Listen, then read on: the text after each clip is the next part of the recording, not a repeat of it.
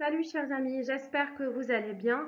Merci de me rejoindre pour cette nouvelle vidéo de cours de français dans laquelle on va tenter de répondre à une question qui se pose, je pense tous les jours et surtout avec les gens qui veulent améliorer leur niveau de français. Ce que je vais faire aujourd'hui, je vais répondre à cette question puisque tu veux savoir quel est ton niveau de français. Je vais essayer d'y répondre en deux temps. Je vais te faire une réponse un peu théorique dans un premier temps. C'est peut-être ce qui va t'intéresser le plus. Et ensuite, on fera une réponse pratique. Pour ce qui est un peu de la théorie, la réponse ou la partie théorique de la réponse, dis-toi que nous, les hommes, les êtres humains en général, on aime mesurer.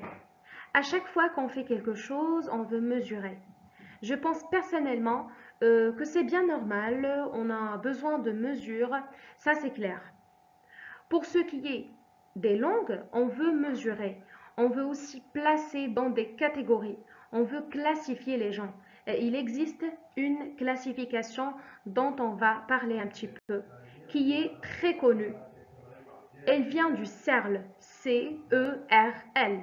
Alors le CERL, c'est le cadre européen de référence pour les langues et tu as certainement déjà entendu parler des niveaux A1, A2, B1, B2, C1, C2.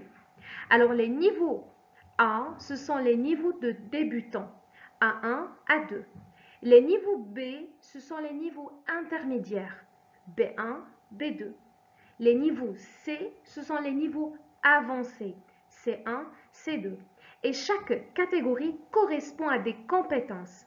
C'est ce qui est pas mal avec une classification, c'est que chaque catégorie décrit un petit peu tes compétences.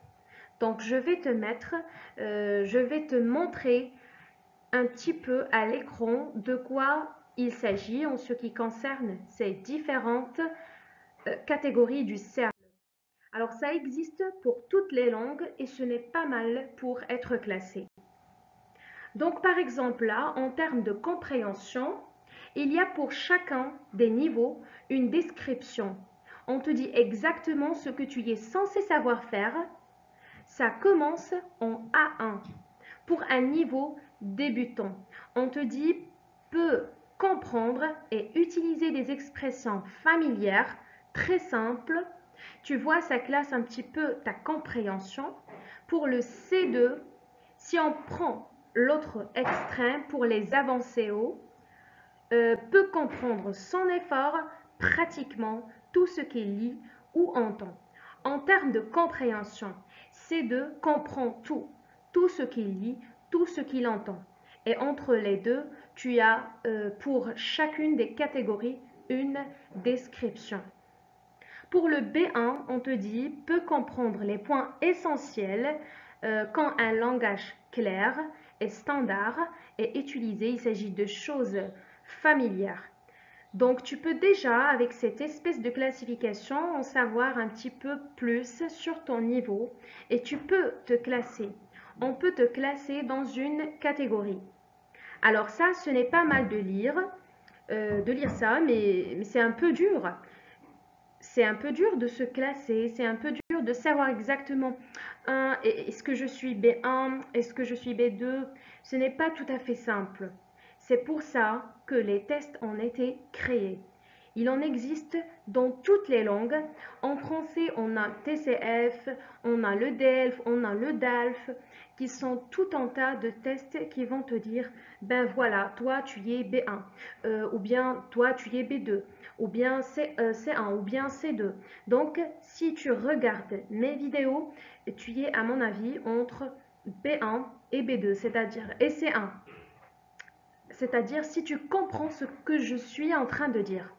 Inférieur à B1. C'est possible que tu aies un niveau inférieur à B1.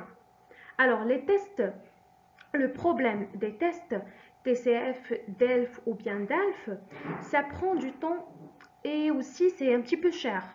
Moi, ce que je te conseille personnellement, si tu as besoin de faire un test pour avoir un travail ou bien pour entrer dans une école ou bien fais-le. Donc, vous pouvez le faire tout simplement. Si tu as besoin de valider un niveau pour une école, un travail, moi, je préfère une réponse pratique à cette question. Pratique qui est de savoir quel est mon niveau de français. Donc, je préfère personnellement une réponse pratique. Et je préfère te dire, si tu veux évaluer ton niveau, lis un article du journal, des petites histoires, travaille sur l'écoute. Prenez par exemple l'habitude d'écouter une histoire avant d'aller vous coucher. Et grâce à ça, tu vas voir si tu comprends le sens global. Tu vois si tu comprends 50%, 70% ou bien 100%. Et ça te donne déjà une, euh, une idée à propos de ton niveau. Alors éventuellement, tu peux reprendre la liste dont on parle pour voir si tu es A1, A2, B1, B2, C1, C2. En fonction de ça, en fonction de tes besoins pratiques, ce ne sont pas les deux premières choses. Tu lis du français, tu écoutes du français et tu essaies de rattacher ça au tableau du cercle.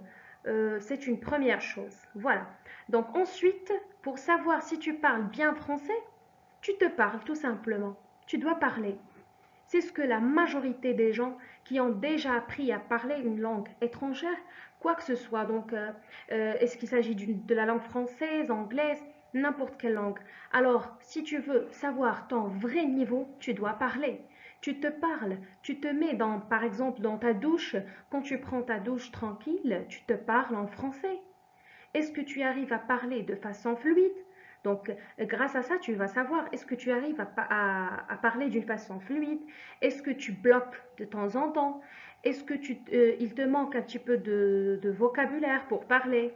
Tout ça, ça te donne tout un tas d'informations sur ton vrai niveau de français. Alors, les langues ont été créées pour qu'on communique, pour qu'on échange. Elles n'en étaient pas créées pour nous mettre dans des catégories, pour nous mettre dans des cases. A1, A2, B1, B2, C1, C2. Non, tout ça, ce n'est pas le but des langues. D'accord? Alors, donc, si tu n'as pas besoin de mesures fiables pour ton travail, pour ton université par exemple, suis ces trois choses. Tu lis du français, tu t'évalues. Tu écoutes du français, tu t'évolues. Et tu essayes de te parler en français et tu vois si tu bloques. Si tu arrives à t'exprimer, etc., etc. Ça, c'est la version un petit peu pratique et c'est celle que je préfère. Alors l'idée, c'est d'être avec des francophones en train de parler français et savoir s'exprimer en français tout en prenant du plaisir. C'est ça le but des langues. C'est ce que je te recommande de garder à l'esprit. J'espère que ça t'a aidé. J'espère que cette partie un peu théorique et cette partie un peu pratique t'auront aidé à déterminer ton niveau de français. Dis-nous en commentaire ce que tu en penses ou est-ce que tu te situes entre le A1 et le C2? Est-ce que tu as une expérience en ce qui concerne les tests de l'estimation du niveau? Est-ce que tu penses de ma méthode théorique ou pratique? N'oublie pas de laisser un petit j'aime si tu as aimé cette vidéo, de t'abonner à la chaîne, de mettre la petite cloche pour activer les notifications et merci infiniment. À la prochaine.